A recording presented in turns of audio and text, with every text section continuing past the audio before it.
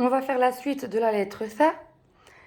Comme d'habitude, voyelle courte, voyelle longue et ténuine. Je me demandais si j'allais pas faire une vidéo avec les 3 volets que de faire à chaque fois une vidéo pour chaque volet. Pour ceux qui regarderont cette vidéo-là à temps, j'ai pas encore fait toutes les autres lettres. Mettez-moi un petit commentaire. Est-ce que c'est mieux de faire une vidéo pour chaque volet ou si j'enchaîne dans une vidéo, comme ça fait pas 1000 vidéos à regarder. Donc là, pour aujourd'hui, je vais faire une seule vidéo. Donc pour la lettre Tha, on va commencer par les voyelles courtes. Donc la lettre Tha, toujours avec les 3 points au-dessus. Quand vous voyez la petite fetha, là, la voyelle, le petit trait au-dessus, donc ça c'est la fetha, ça fait le son Tha. Quand vous voyez la kasra, le trait en dessous, ça fait le son Thi.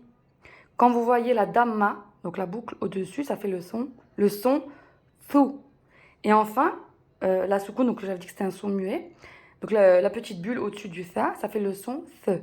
Donc Tha, Thi, Thu, Th. N'hésitez pas à faire pause, à faire des captures d'écran pour recopier. Hein. Donc voilà, on va passer aux voyelles longues. Donc, pour faire la voyelle longue en A, je vous ai toujours dit, comme pour le Ba et le Ta, ce sera toujours accompagné du Alif et donc la petite fetha là. Donc là, ce son-là, cette lettre-là, pardon, ça fait le son Tha. Parce qu'il y a le Alif et la fetha.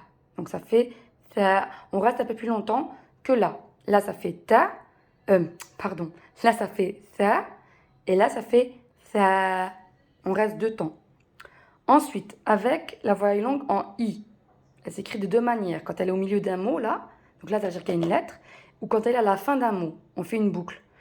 Pour faire la voyelle en I, pour faire la voyelle longue en I, donc on a besoin de la lettre Ya.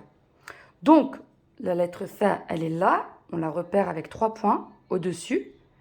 Et quand vous voyez qu'elle est suivie du Ya, donc les 2 points en dessous, et d'une kasra, ça fait le son Thi. On reste 2 temps dessus. Vous voyez? Là, milieu d'un mot, et là, fin d'un mot. Ensuite, pour faire la voyelle longue en OU, on met le grand waw. Donc là, ça fait le son Fou. Tha, Thi, Fou. Et enfin, les tanwines. Tanwine qui se trouvera, ce son-là se trouvera toujours à la fin du mot.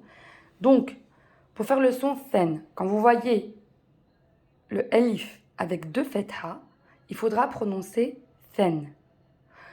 Quand vous voyez la lettre Tha avec 2 kasra en dessous, ça fait le son Thin. Et enfin, quand vous voyez la lettre Tha avec les 2 damma, ça fait le son Thun. Then, Thin, Thun.